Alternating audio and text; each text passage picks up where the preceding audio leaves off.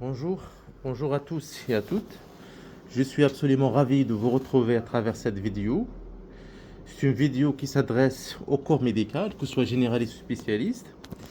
C'est le cas d'un patient âgé de 75 ans, qui n'est pas hypertendu, qui n'est pas diabétique, est adressé pour un œdème des membres inférieurs. Œdème unilatéral de la jambe droite. Donc déjà à l'examen clinique, vous avez un membre qui paraît tuméfié, qui paraît inflammatoire. Voici la différence. Donc en comparant avec le membre contralatéral, c'est un membre qui paraît normal. Par contre, ce membre paraît enflé, oedimathié. Donc déjà à la palpation, vous avez des signes inflammatoires, vous avez une petite rougeur, vous avez une chaleur à la palpation. Et quand on voit l'œdème, donc ça commence de la face dorsale du pied et remonte jusqu'au genou. Par contre, au niveau de la cuisse, il n'y a rien.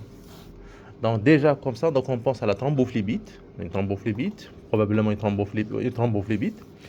Donc on a fait l'écho-Doppler, je viens de compléter l'examen Doppler. Donc le diagnostic de thrombose veineuse profonde poplitée avec extension réseau-superficielle donc a été porté, c'est bon. Donc on va vous montrer les images de cette thrombose.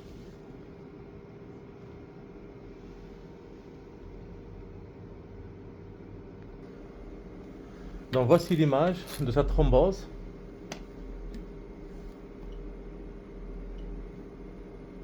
C'est l'artère poplitée et c'est la veine.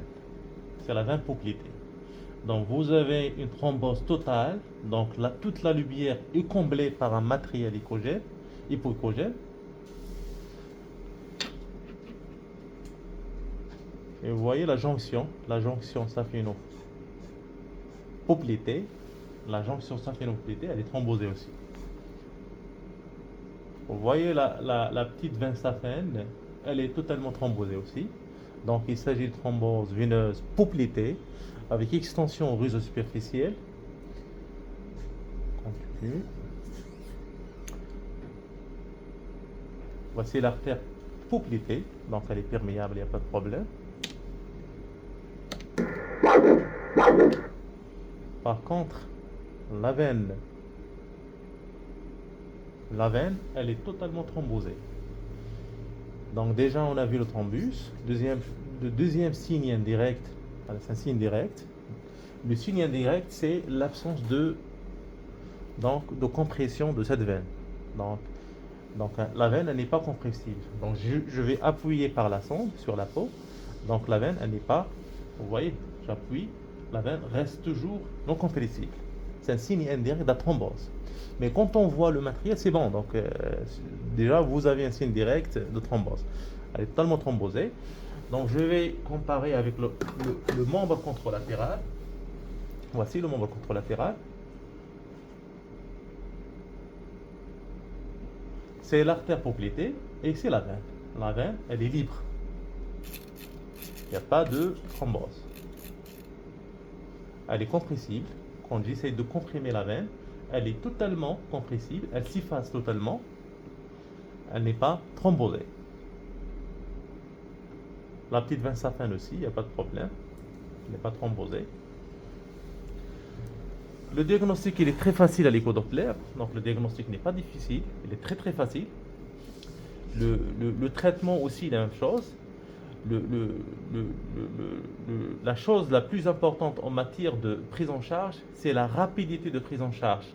Rapidité diagnostic, un diagnostic précoce, et une rapidité de prise en charge pour éviter l'installation d'une maladie post-phlébitique. Parce que les sujets, c'est-à-dire qui sont diagnostiqués tardivement, donc chez qui on démarre un traitement de façon tardive, à ce moment-là, donc la réponse ne sera pas complète. Il y aura une reperméabilisation partielle avec persistance des adhérences pariétales et par la suite la maladie post-phlébitique qui s'installe.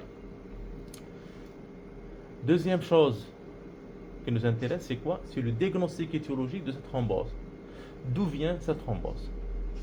C'est un sujet qui est âgé, il dépasse 60 ans, donc actuellement il est âgé de 75 ans. L'étiologie la plus importante, et qu'on doit chercher en premier lieu, c'est l'étiologie néoplasique. Donc par la suite, on va faire une enquête exhaustive à la recherche du néoplasique, c'est-à-dire qui peut donner thrombose. Les autres étiologies, c'est-à-dire les étiologies locales, donc on a cherché, on a fait l'interrogatoire, on n'a pas trouvé une cause. Donc il n'y a pas de notion de voyage, il n'y a pas de notion de chirurgie récente, il n'y a pas de notion de plâtre, il n'y a pas de notion, il n'y a rien. Donc on va commencer un traitement anticoagulant.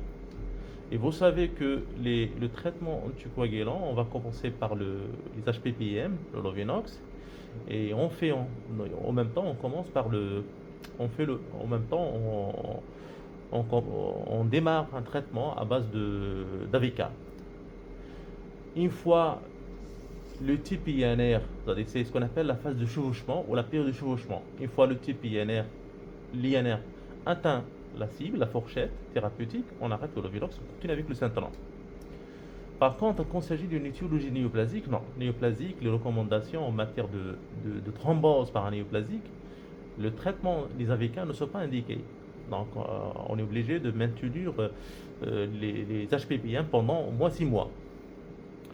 En même temps, quand on trouve une néoplasie, on doit la traiter à temps, on va mettre un traitement spécifique pour ça. Donc le diagnostic, le message clé que j'aimerais partager à travers cette vidéo, c'est de diagnostiquer tôt, traiter tôt, rapidement et sans oublier le diagnostic étiologique. Merci.